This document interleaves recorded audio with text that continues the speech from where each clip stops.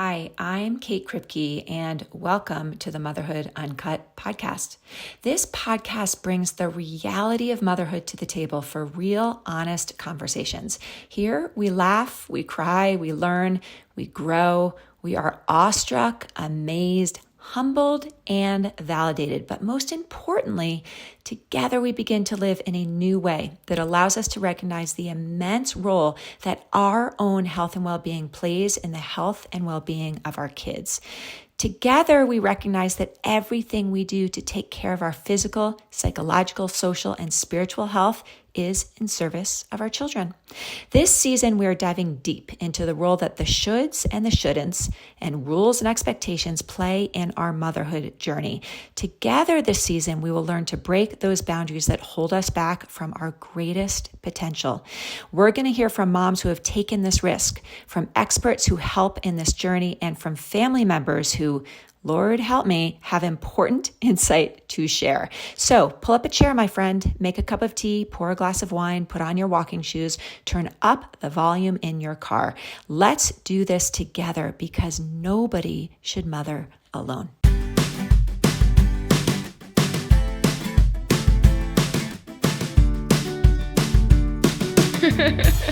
Today, I have the utter privilege of sharing with you a conversation I had with Ellen Bradley about her mothering journey with her 3 beautiful daughters.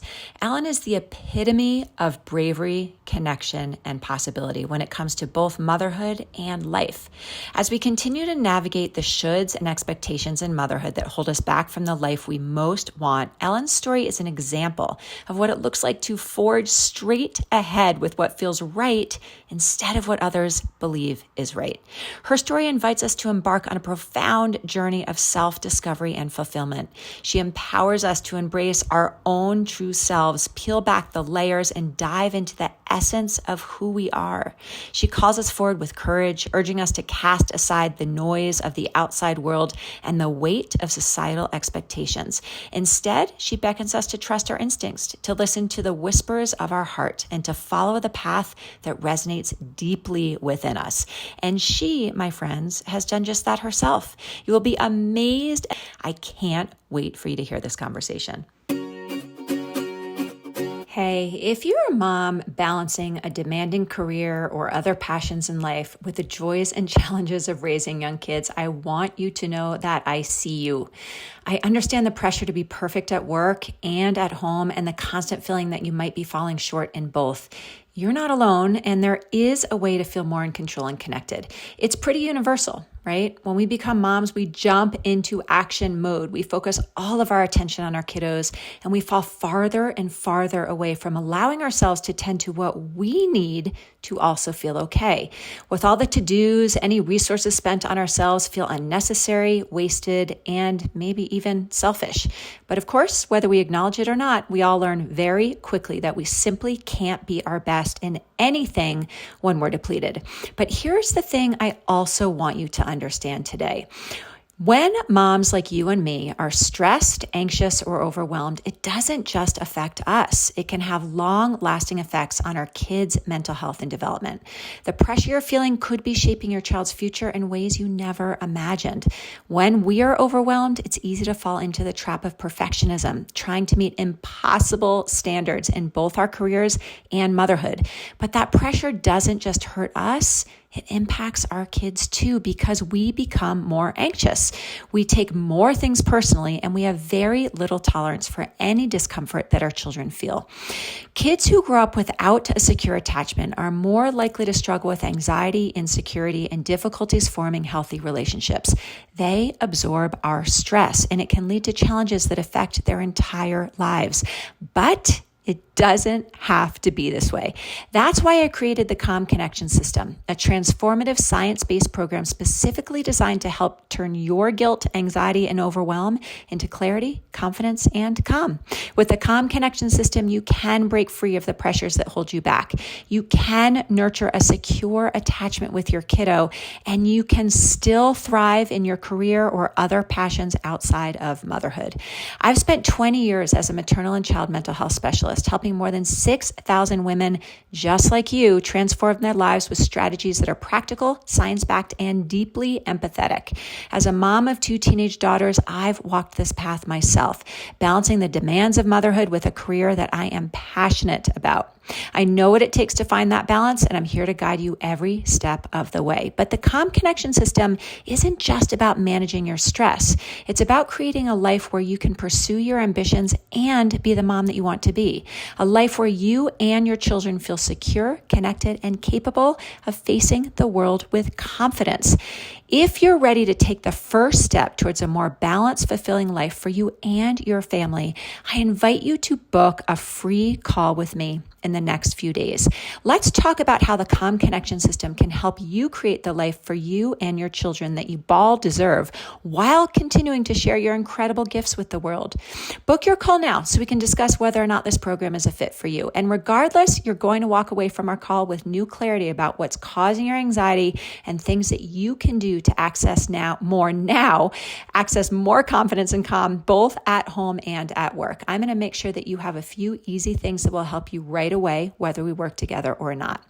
As a reminder, decades of research has confirmed that untreated anxiety in moms causes anxiety in kids. And the fastest and most effective way to make sure that your kiddo is healthy is to do what you need to do to make sure that you are healthy. You absolutely can excel both outside of motherhood and inside of motherhood, giving your child everything that they need to live a long, healthy, and happy life. This call is where you start, and the link is in the show notes. I look forward to seeing you there. Hey, listeners, I want to tell you about the One Clock. The One Clock is a clock that is designed to help you wake up in the way that your nervous system most needs to move through the day with calm and clarity. You know those clocks that wake you up in the morning with that loud beep that jars you out of sleep, with your heart racing? This is not the One Clock. The One Clock is designed with Grammy Award-winning musicians that have taken the science behind waking up and turned that into the most amazing music that you have ever woken up to. It's going to help you start your day with ease and clarity. And not only that, but the clock itself, it's like a piece of art. It is beautiful.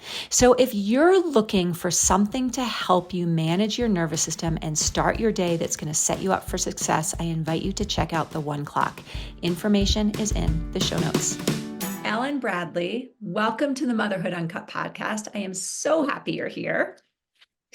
For our listeners, I want everyone to know that Ellen is so many things that we were just talking before we press record so that I could figure out how to introduce you. And I was like, you're going to have to do all this yourself because it's so good. But in short, Ellen is a mother, a visionary, a wanderlust, an author, a global citizen. And she is set out in life really by walking the talk, surfing the talk, walking the talk, to inspire and educate and unite people around the world, especially moms of daughters, and really empowering women and young women and old women and people in general to really break out of the mold and create a life that is beautiful and full and connected and all the things. And really, I invited you on today, Ellen. I found you on Instagram, and I don't know how, because Instagram is flipping weird how it sends you certain things, but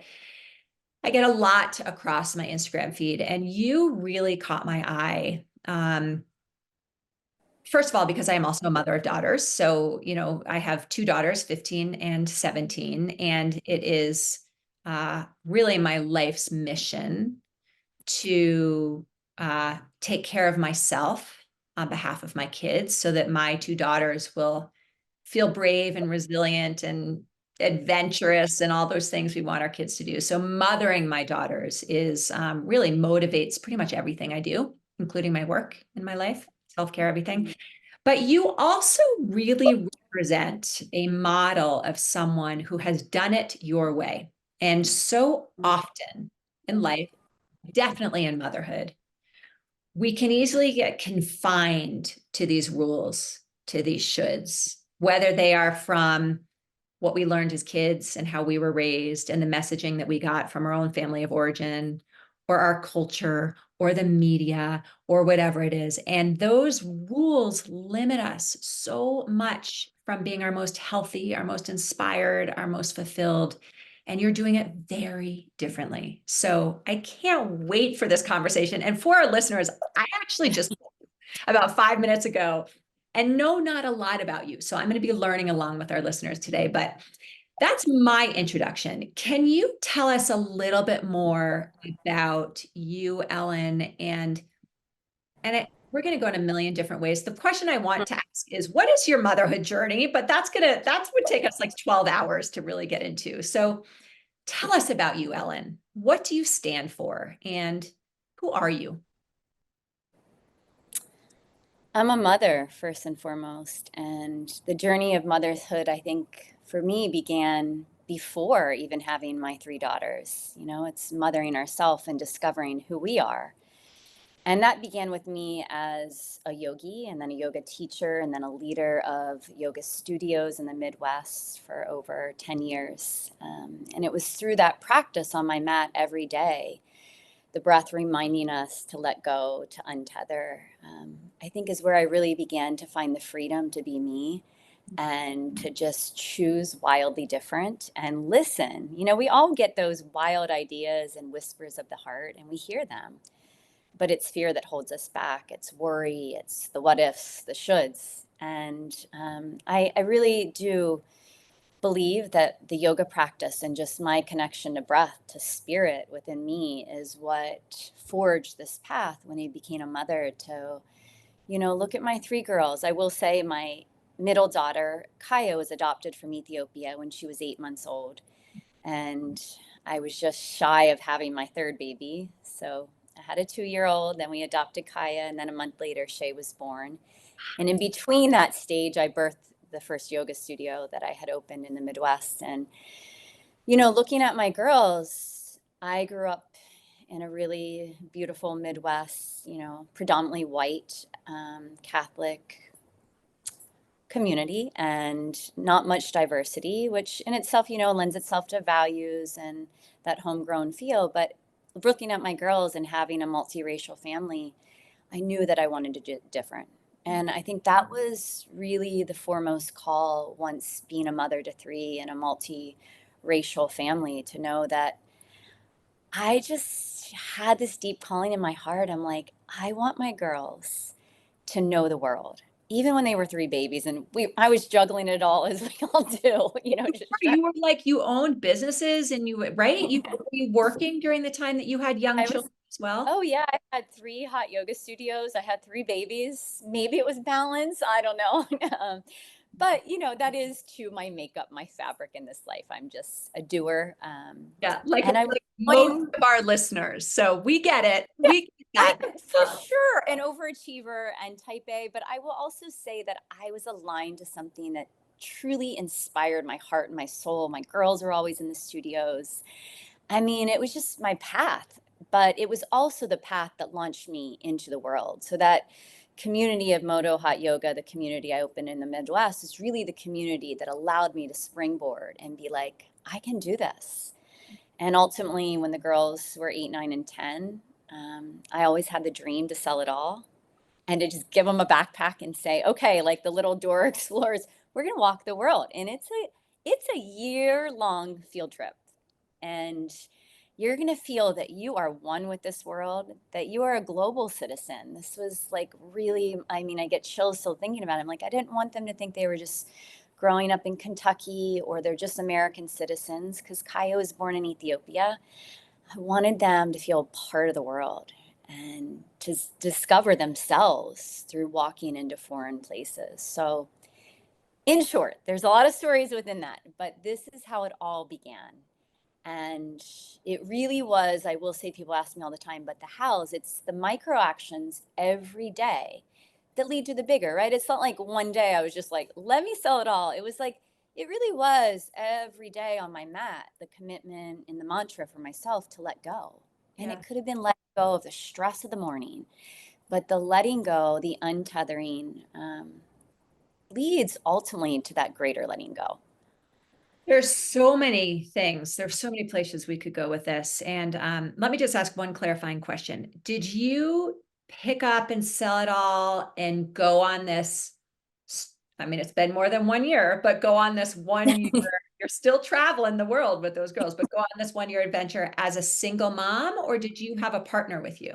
Yeah, their dad was with us. Okay. So yeah, he was with us and he was all in and was like, I mean, for sure, I did plant the seed for about 8 years. When the Yeah. girls were babies, I'd look Yeah. around and be like, I just want to sell all this one day and be free and walk the world. Yeah. And he'd look at me and be like, you're crazy. I will never do that. And I just kept, I don't know, I just kept this dream and this vision. And I'd all the time just be like, we're going to do it one day. Are you ready to sell it all? And then ultimately, he was in a transition with his job, and we had done the thing. You buy a house, then you get a bigger house. And then, and it's this just the whole culture of, Right. I mean, I think everybody can understand that. And For sure. finally, I was just like, if not now, when? And we had just bought my childhood home, and it was wonderful. It was like the perfect house, right? The girls had their rooms, the big yard, the trampoline. And I remember my mom looking at me that I think I gave her a heart attack. And she was just like, what about the girls and their stuff in their room? And it's like, you can buy that again, but these priceless moments of this age, you don't get back. And I even said that to Michael. It's like I could have gone on and maybe opened more studios, and I was doing what I love, but I had to let go of something that I loved to really harness the time with my children. And I was on that track. So I get it. As mothers, we're driven, like we see where we can go in a career. It's a career that we love. I mean, I was there. I was at the height of, these yoga studios in Cincinnati and loving every moment. But I didn't realize how much I needed to let that go in order to create space for my own growth and So for the to get together. Yeah.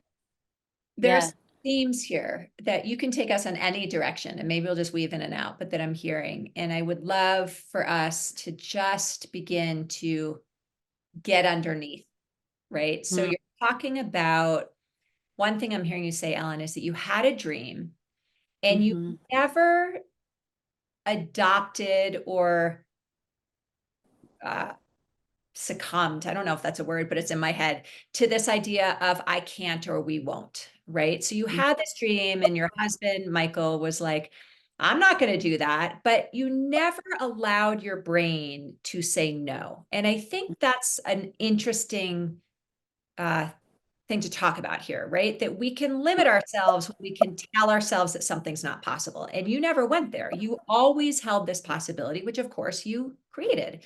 The other thing Mm-hmm. I'm hearing is that you had this dream. And we know that if we're going to grow, we have to let go. And Mm-hmm. there's pain and grief in that, right? You had this big successful businesses, sounds like you had family around, you had, this beautiful house. And in order to create something new, you had to let go of that. I think that's also something that stops us is where it's too painful. And somehow you allowed yourself to go through that discomfort and pain in order to get somewhere new. And then you alluded to this, but I'm really curious about this. So maybe we can start here. Is what was the response like? Did you get resistance? Did people like, what was it like when you finally decided to go for it? How did people respond to this choice that you were making?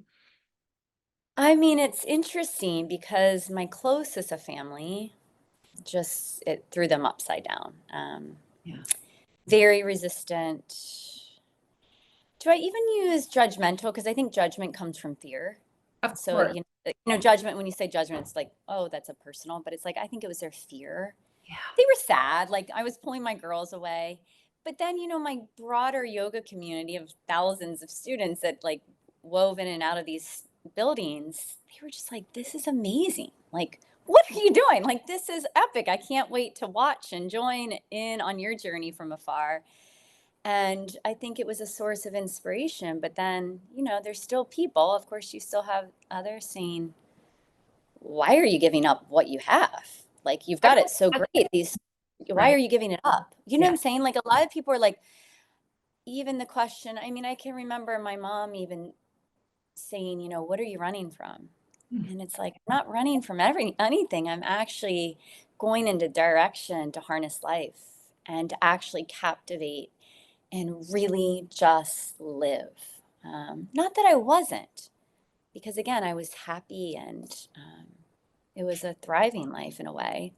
Ellen, I mentioned this before we started recording, but our listeners know this. But my family, my husband and I can both work from anywhere. And so we picked up and we moved to Tokyo, Japan for 6 months. And our girls went to a small international school in Japan.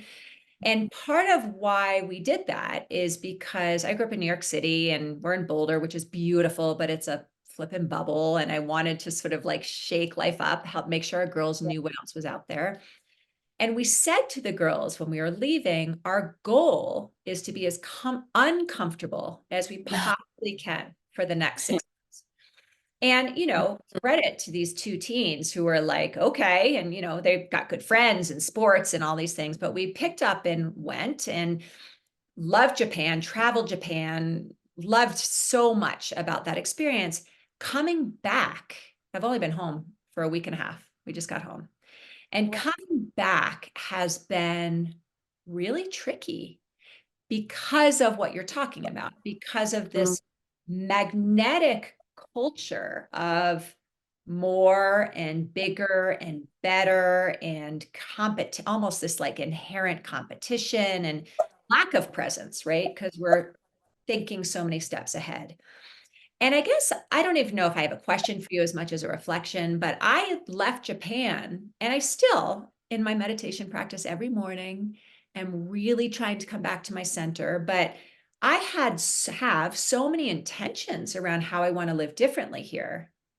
But Mm. dang, it's easy to go right back into I went for a hike with my sister Deb, who everyone knows because she and I were in this podcast together, and she showed up with these awesome sunglasses. And my first thought was, oh, I need a pair of those. Do you know how many freaking pairs of sunglasses I have? Like, no, I don't. But my first thought, right? And it's hard, it's so hard in many ways when what's around us is a certain environment to stay steady with what we know is the most meaningful and having to do with our values. So you're not in the States, you're in Costa Rica. So you are sort of, but I don't know, do you have a thought about that? How does that idea wind its way into your life path and your decision to leave and where you are now? So much Well, into it's everything. The energy that you're around is what you absorb yeah. and what affects you. It's the people you're around, have a direct impact on you. And that's why, I teach my girls the conscious choices of friendships and where you are. And I will say, Kate, I never thought, I still don't consider myself 9 years later a homeschool mom. I mean, I don't mean to say that because I'm also a very entrepreneur spirit, a driven mom. I work, I create. But I say that because I would have never imagined I would homeschool three teenage girls in high school. I always was like, I'm going to put them back in high school so they have opportunity.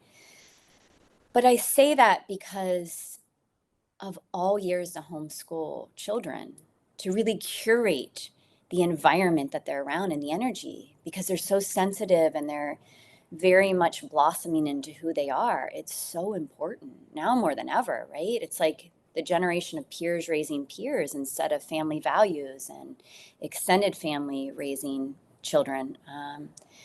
And so it's everything. And I understand. I have a lot of empathy because I go back to the United States, and as grounded as I am too in my Yeah. daily ritual and Yeah. principles, we are human beings. We can't create a solid force field around us, no matter how much we can encapsulate ourselves in light and mindfulness and thought. It's very difficult. And I think everyone needs to give themselves grace and do what they can. But every day, the reminder, right? It's like the power of thought, what we're calling in, where we're around, the choices, letting go of the shoulds. If you don't want to go to an event or a dinner and you don't, I think that people have to start to really set boundaries and make the decisions that feel right for themselves as a mother, as parents, and as your family as well, Yeah. because it's And have everything. some practices. I mean, we'll end with, I want to hear a little bit about what your personal practices are. But again, you're describing it. I know that if I didn't have a community of like-minded women, but also my own practices, my meditation practice, my grounding, if I wasn't doing that, I'd be blown around, right? With the energy of the environment. I'm going to go back for a minute. So you and your husband decided to take these three beautiful children and explore the world. And some of your family and some of the people closest to you didn't really understand, right? It's not the choice they would make for themselves. It's not the choice they wish you were making for yourself. You Hmm. did it anyway. So here's the one of the things that we're really talking about today is what is it like to be willing to disappoint other people in order to not disappoint yourself, right? What is it like to say, I hear you, I love you, I'm going to do this thing anyway, even if it's not what everyone else is telling you you should do. You did that. So then what? What was involved in that year for you? That first year, what did that look like for you? I mean, I will say first it was a lot. Like if you think about it, getting rid of a big suburban home, and then I had this whole house open sale, 3 stories of things, because just stuff accumulates. And I can't even begin to tell you how many people said to me, like they were almost in tears, like, "How are you selling all this? This holds all your memories, Ellen. What are you going to pass on to your children?" These questions came up, and I was very clear. I really believe that stuff weighs us down. Yes. Our memories are not held in the collections, even in the photographs. It's beautiful, but our memories are held in our heart and Yeah. in our mind. And it's the gathering and the accumulation and the holding on, once again, the tethering to all this stuff that literally weighs the tapestry of our souls down. And I just would smile and be like, the only things that I will pass on to my girls are some well used Lonely Planet books and a lifetime of memories and shared experiences that become all the threads that weave into the tapestry of their soul. And that makes them light. I will not pass on all this stuff that just weighs them down. In And yeah. in this American culture, right? The messaging is the opposite. You know, Mhm. kids need these things to be able to do these things. You know, you need the right clothes to be able to whatever. You need the soccer ball to be able to play side. Like we those are silly Mhm. examples, but you get the point. We have this idea that being a good mom means that we're providing for our children the things that they need to be successful. And you're really throwing that upside down and on its head. You're saying it's not about the things, it's about the connections between each Mhm. other and me and them, right? Between the people who we love and the experiences we have in the world around us. That is like a very different mentality than many of us go into parenthood with. Mm. Yeah, and I mean, and it wasn't either how I was raised. Like, truly, Kate, I just feel like my spirit carried this message and energy into this world, and I think I really uncovered it. I know it sounds maybe woo woo, but Oh, I get it. taught I'm hot. very cool. I'm right there with you. But I taught hot yoga. That was what I did. So I have done tens of thousands of classes of breathing and sweating. So it's like a modern day sweat lodge. And I only say that because literally I think it over years peeled back the layers of my own conditioning and my own fears and my own shoulds. And I was so connected. I mean, I still obviously am, but like it allowed me to really step into full connection of my soul, like my spirit, my light, however that resonates for listeners. To just know that's why I was very clear. I didn't care what anybody said. This was exactly where I was going, and I'm light and I'm untethered and I feel free. And this is where I'm called because I didn't know. I mean, the journey reaffirmed me that simplicity is the way and that they would learn through everybody. But I didn't have a plan, I didn't have a curriculum. I honestly, I don't want to say I didn't know what I was doing because I did know, but I did not have any plan. We had a one-way ticket to Fiji, and that's about it. And a Lonely Planet shoestring, the big Bible of the Lonely Planet for Southeast Asia. And that's all we had. We didn't have anything else booked. So I want to pause you for a minute because in my work, really in my coaching work, I'm doing several things. And but the biggest ones are I'm helping women uh, decrease, eliminate Hmm. unhelpful anxiety and guilt. It's a big part of what I do. And I'm also helping them create strong, secure attachments with their kids. Okay. Those are like the two big themes.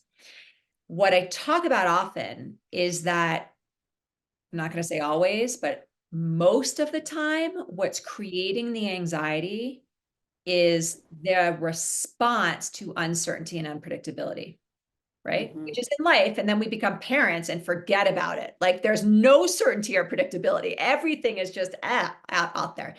Now, you are describing the ultimate. You're like, I got a one-way ticket. I don't know what this is going to look like. So can you tell us? I mean, I hear the excitement and the pursuit and the commitment, all that stuff that brings up really good feelings, right? Like I'm feeling it as you're talking about it. I have no doubt that there was also fear and all kinds of other things that you had to move through in order to access all the good that came with this. Can you talk to us about that? 1000%. I mean, I walked right into fear. Yeah. And yeah, I mean, even in terms of, the grief, the loss, the sadness of leaving behind my yoga community and that moto community that I loved and I was dearly loved. That in itself was deep grief, Yeah. probably one of the hardest things I've let go of. And then it's like to take your girls out of the system of a school, be questioned right and left. How are they going to learn? Are you going to test them? And I was like, I just kind of put blinders up. But deep down, yeah, I was worried. I was scared. I mean, I've always had a courageous spirit in me, but I'm not like an adrenaline junkie loving person that just goes for it. But let me tell you, I was all in and I really had the intention. I will walk forward and face the fear because that in itself is the example for my girls. We will walk into the discomfort together to find ease and comfort within the discomfort. And this really was it. Like, I personally wanted to press my boundaries, of course, but like, I wanted to do it together. And I think the only reason why I was able to do it and to maintain is because I have greatest trust in life. I don't doubt life at all. I mean, even things that, things go wrong, things happen. We all go through grief and deep loss. And I just trust in life. I really trust. And I even trust, it even got to the point where, I'd say when I was little, the girls actually, my oldest asked me recently, she's like, were you scared, Mom, as a kid? I'm like, yeah, I would go to bed saying my prayers every night, asking for protection of 8,000 things. I was just, you'd watch the news. I was scared. I was a scared, doesn't mean I wasn't strong willed and courageous, but like I was scared. And so I remember taking like the first little small plane in Fiji. And, I would have been scared because I've taken planes like that before and terrified. And I remember sitting on that first flight and I just exhaled. And I'm like, you know what? I trust because Totally. if this is meant to go down, I know that I am now living. I have zero regret. And we have stepped forward. And from that point on, truly these last 8 years, there haven't been many moments. Okay, I've been scared for sure, but that has never stopped me. And I don't want to say I haven't showed it to the girls, but I've always walked forward and said, yes, we're in so that they'd be in. Well, Right. right. I have no doubt, just from how you're describing yourself and what I know by reading about you, is that it's not that you're hiding anything from the girls. It's that you're feeling fear and taking care of yourself around the fear so that you can both feel fear and show up and be steady.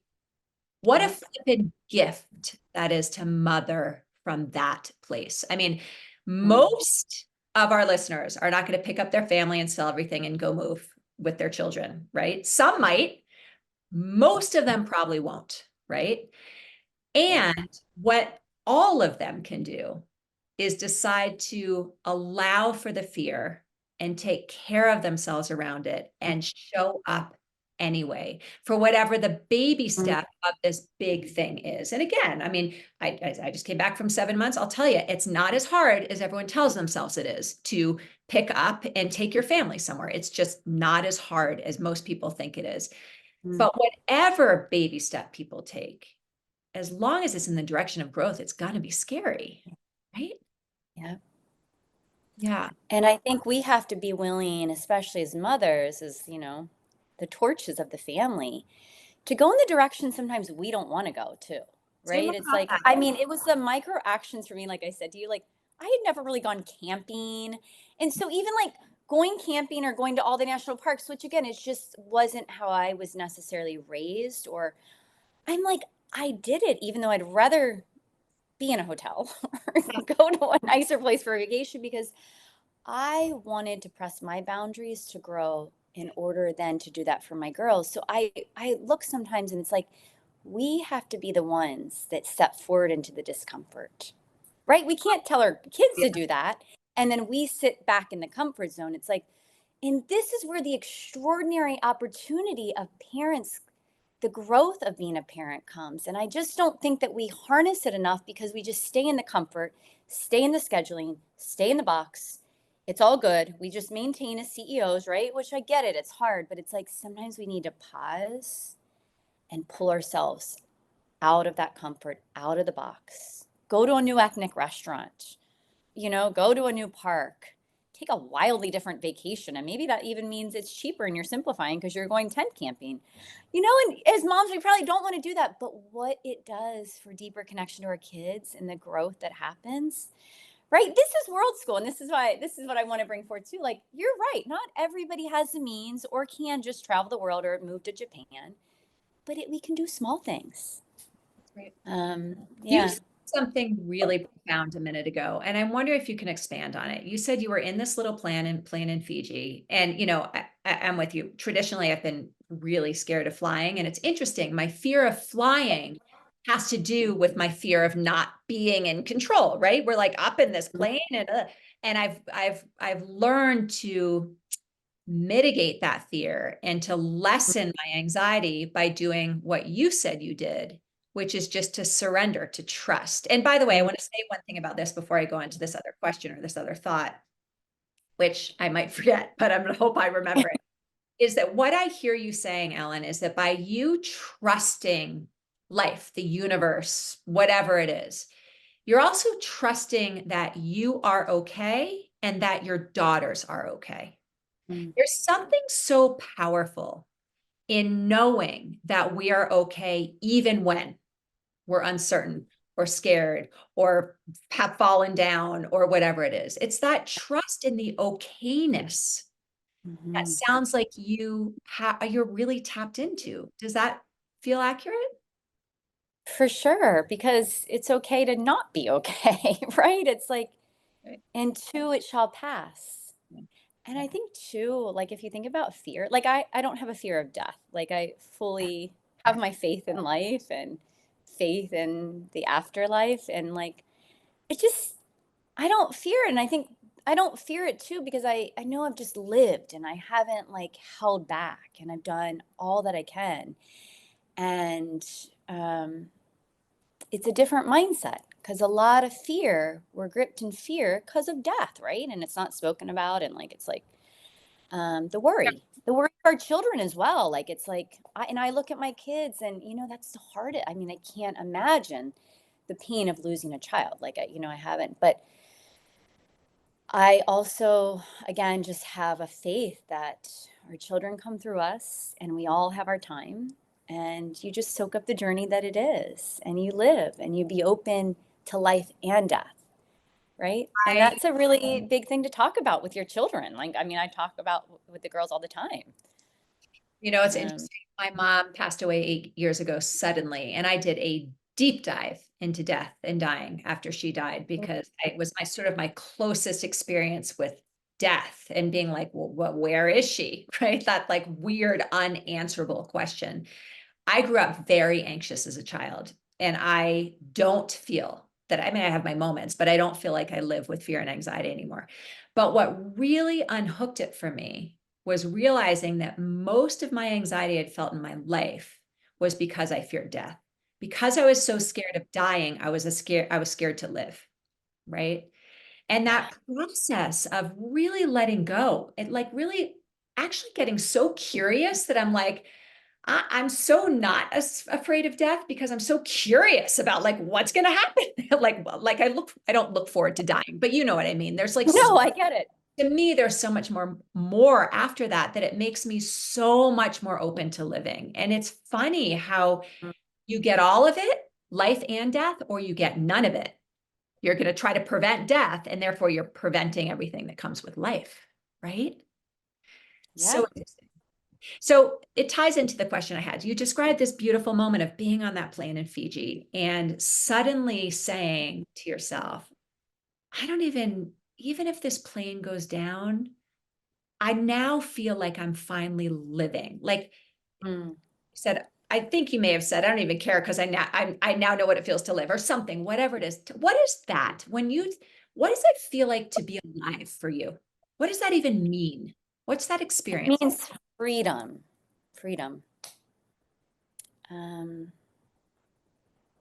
the freedom to just know you're literally, and I don't want to say that I wasn't always following my heart, but I was just in it. Like you're right. Like you want your kids to do all these activities and you keep up to schedules, and it's like you're doing it because the shoulds. And yeah, it was a wild idea and a wild dream to just untether to it all and be free to just be free to just live, be free to just let your children evolve and be educated by walking them into the world. And Kate, I think the biggest thing that I found that I discovered, as we all try, it's like in the West, just the business of self help and parenting and all the books I had on my shelf about parenting and being a better parent. And then also, too, the books about teaching your kids compassion and teaching them to be grateful. And they were wonderful, right? One of Well, my about favorite books. they're all about Yeah, doing, right? It's all about doing doing the right thing. Yeah, sorry to interrupt you. 100%. And I won't say that it wasn't inspiration, but what I come to is what I realized a few months into this is that it took all the pressure off of me. Literally. There was no really trying. I was just walking beside my girls, allowing them to be alive and awake to this experience, eyes open in a sensorial way, smelling, touching, feeling everything. They came alive and they learned compassion and empathy poured in, and they understood what diversity is and the power of gratitude when you see people with a lot less, and to appreciate that grain of rice when you actually know what it takes to till the rice and you stay on a rice farm. And I just was like, whoa. I mean, I wasn't even looking for this, but it's like I became liberated in that way too, because as a mother, I was just by their side. And then as you walk through the world, and of course you've experienced this going, especially I wanted to stay more in third world countries, developing countries where diversity for me, the economic, because Kai was born in one of the poorest countries on the planet, and because we had a blessed life, like my kids had a lot, and we were just around community, right, a lot with the people that are just more blessed. I really wanted them to see and to play in the same park or on the same soccer field of children their same age, but that have been born into wildly different lives. And the sameness they share, but it's just that chance encounter that we're all born where we're born, right? And then to sit beside a mother, again, who is so much like me, the same age, but again, born into wildly different opportunity, environment, but yet to witness the ease and the gratitude and the joy that these mothers have because they don't put the pressure on themselves. They aren't trying so hard. They aren't entangled in the system in the rat race. It gives me chills. And this is a big part of my book, Choosing a Wildly Different Normal, is bringing forth the wisdom of mothers around this planet and what I learned being a mother by just walking in to their environments and into these wildly different worlds that were very uncomfortable, and just witnessing and listening and being curious to understand. I know I could get teary eyed. I'm like, it changed me more as a mother than any book I could have ever read on motherhood. I mean, I And think what you're saying is so profound because in the West, there is this definition of good parenting or being a good mother that withholds the soul and the spirit and the deeper connection of being in the moment. It's all about literally, I mean, doing. It's like what does it look like, what are you doing, and it's a providing, but it's not a providing in the way that you learned from these women, which is about being in the moment and being sensory alive with the senses and deeply connected like that. I mean, I am, you know, in this time when people are using a lot of psychedelics and talking about these journeys and the highs they get from, whatever. I'm like, oh, I can feel that feeling. I just lost your video, Ellen. Are you there? She disappeared. There she is. She's I'm, back. I'm back. Okay, good. I Sorry. can feel that feeling in my body when I Mm, come back to this moment, right? Like it's almost like it's like bliss, that kind of connection that you feel. And mm, it's so interesting how off we are around what we think is required to be a good mom. There's so much more effort and doing and exhaustion and thinking and burnout, where really you're talking about the mothering that comes with just mm. being present. And it takes much less effort, right? It's a much less effort. Yeah. All the weight is lifted, and our hearts can be free, Yeah. and you're energized. You're not exhausted. I know you can see what's happening, and then I can feel it too. I have so much compassion because it's this vortex of, it's Trust me. just like women. It's like until we get out of it, and it was like I did step out of it, and then this whole revelation came. Um, and there is a deep, I will say, our spiritual practice, whatever that is the force behind who we are as mothers. Agreed. It's not here. It's not how much we can do. And I'm in it too. So I get it. Like my girls, I'm always curating, but the grounding aspect in my anchor is who I am as a spirit. Like it is spiritual mothering, is the heart of why I did this and Yeah. who I am and what I want to bring forth into this world. Because my girlies are about ready to, or leaving the nest soon, and it's like, like this is what inspires me. And we just have to peek beyond the lens of the society and the communities and the energy of what we're caught up in, because yeah, I think peering and stepping into someone else's world that lives wildly different is the healing, Yeah. you Wow. know. So inspiring. And it's so inspiring to hear you talk about, we're skirting the surface in this conversation, but to talk about really the work you had to do, really. Mm, And I mean that by, sitting with and moving through hard emotions is mhm, work. The fear, the uncertainty, the guilt that you may have felt when a family mhm. member was like, what do you mean you're taking your daughters away from us, or whatever the thing is, right? You have to, it's work to move through those harder emotions to have access to what you're talking about. And I think it's hugely inspirational. I am wondering if you would be willing to tell us about your daughters, because I have seen pictures of them and I actually want to include some. You sent me so many beautiful photos when we were prepping for this, but I can only imagine what incredible humans your three daughters are. So, in whatever way feels appropriate to talk about them when they're not here, will you tell us?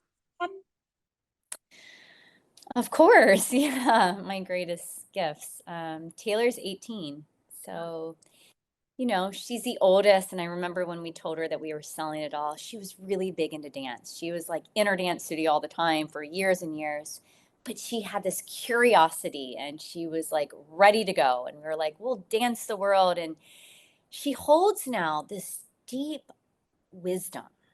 Like, it's like she just gets it. She really loves psychology, like reading Joe Dispenza, and like she's deep diving into all this. And I will say, I've questioned myself a lot with like even educating in this way because they've been unschooled, world Yeah. schooled, so not following a curriculum. And I did that because, Taylor's ever curious. She loves to create. They're all three big surfers. And then my middle child, Kaya from Ethiopia, she's an artist. She's an artist at heart. And a big part of it was to take her through the world and show her the artists, the craftsmanship of the world, the indigenous cultures and where art comes from, and for that to unlock parts of her spirit that could then shine out and guide her. And Kaya just has this happy-go-lucky spirit about her. She is just free-flowing in life, not competitive. She'll go join the surf competitions with her sisters, and she'll be like, "You can have that wave. I'll block for you. You take that wave." So that's Kaya.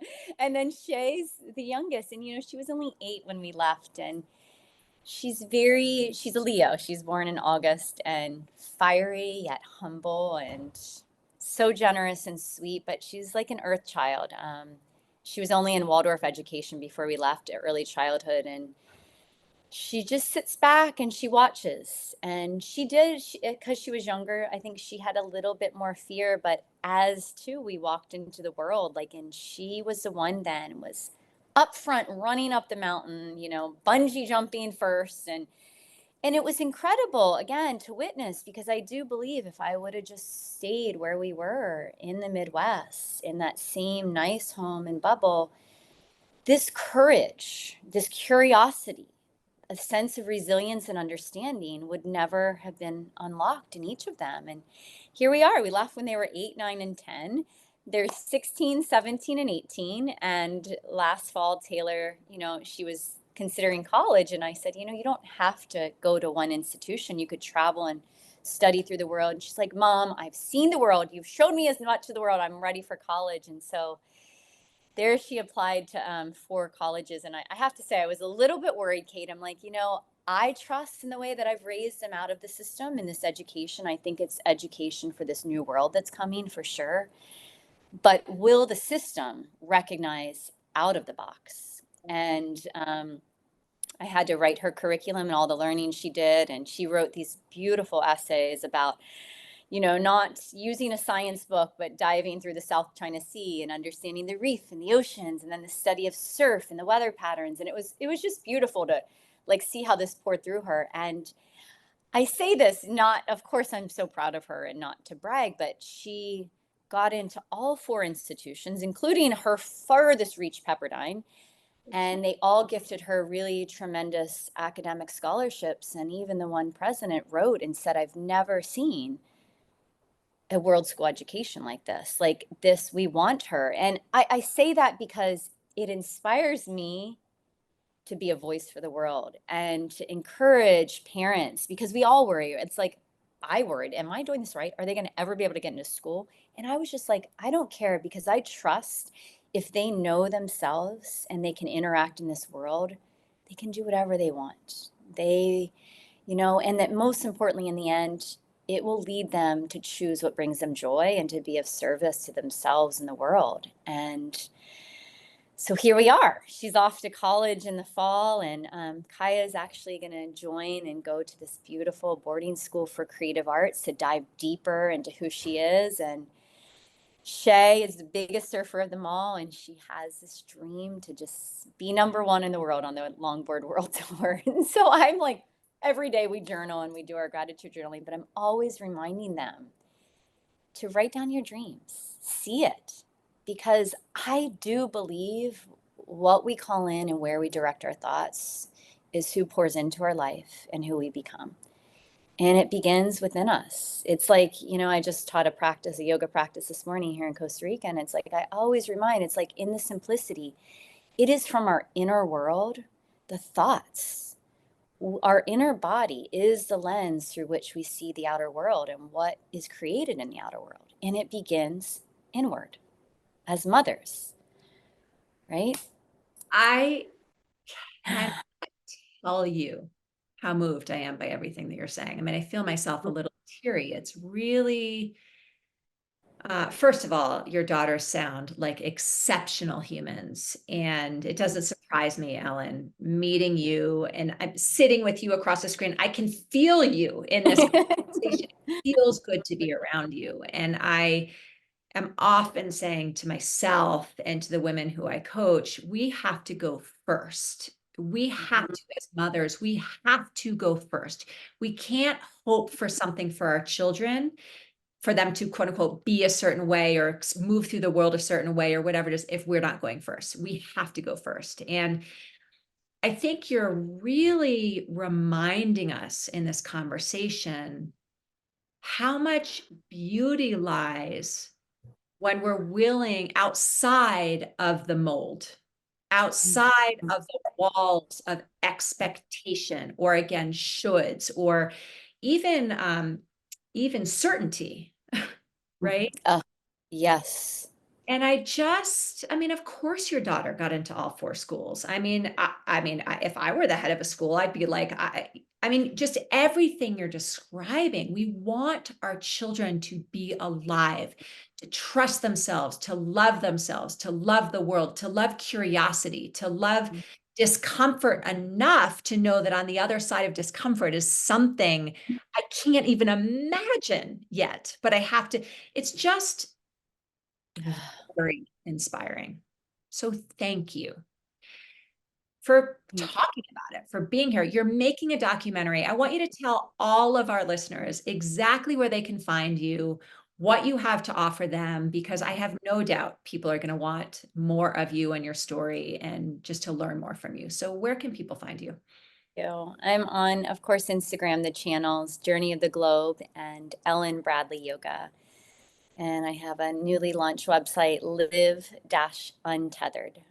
And on there, you'll find my offerings. I do a lot of coaching, a lot of mentorship for women just looking to redesign their own life and life for their families, or just rethink, even in the simplicity, travel, right? Like educational adventures around the world. And so I have a lot, I feel like two of my girls leave the nest, and I've completed an 8-year cycle of world school. I feel like it's my time to step forward this year into offerings of retreats and experiences, and just launch the books and launch the documentary. I'm passionate about launching, it's called the Ohana Project. So it's an empowerment course for girls and boys to give them the holistic toolbox to navigate, their changing bodies, emotions, the world, and more importantly, even to gather the collective, I think, wisdom of men and women, women like yourself, and let's pour this and be the curators and the teachers for the next generations. Because this really is, I deeply believe, like the real education. It's not the algebra book. It's, not the textbook sitting in a chair. It's harnessing the stories and the wisdom of elders and of us, right? To pass this on. So that's my passion project, to launch that to the world too. We're going to put all of those things in the show notes. I'm reminded as you're talking, in entrepreneurship, when we have a voice or a thought, we want to be thought leaders. We have something we want to share with the world. And it's like so many of us, and I think most of us feel intimidated. We get so scared because it's brave to put our voice out there. It's brave to speak up about things we believe in and to show our art or our creativity or our wisdom. And most of us get so uncomfortable that we don't do it. And I'm sitting here thinking to myself, thank God, Ellen Bradley, that you are willing to be scared enough that you keep doing this thing that you wanted to do, because I imagine how easy it would have been for you, and maybe not you because you have this inside of you, but for someone in your shoes to say, this just feels too hard. I'm not going to do it. And then we wouldn't have you out there to create these things or to model this new way or to coach these women or mentorship or put out these books or these films or whatever it is. And so Thank you for Mm, your bravery. I think it's really important for us to remember that when we hold back, we're mhm. withholding something from others that they need. And you're a perfect example of that. So, what a Thank treat you. to spend an hour with you today. Well, I appreciate it. I have deepest gratitude for all the inspiration that I've received from others. It's like that's what we realize. We're all channels to each other, and we're not in this alone. Right. And I am only where I am today because of the bravery of other women that have inspired me. So that's the call of life, Yeah. right? Oof, I'm Yeah. there. I'm Thank with you. you. So, Ellen, just a side note, my family loves Costa Rica, and next time we come to Nosara, I am going to look you up, girl. I would love Come. to go for a walk on the beach or be in the ocean with you, and I'm going to keep you on the side of my little, I'm going to keep you with me so that next time we go, I can come find you. I love that you're there. What a beautiful place to have as home base. So, Yeah. so incredible. Yeah. Super grateful. Thank you for connecting in and yeah, welcoming me to this. It's been really, really beautiful to share. Hey, listeners, if you enjoyed this episode, I would love to request that you share it with one mom out there who you know might benefit. There are a lot of women who feel like they're mothering alone, and it takes all of our help to make sure that everyone feels like they have what they need to both feel successful and also feel supported.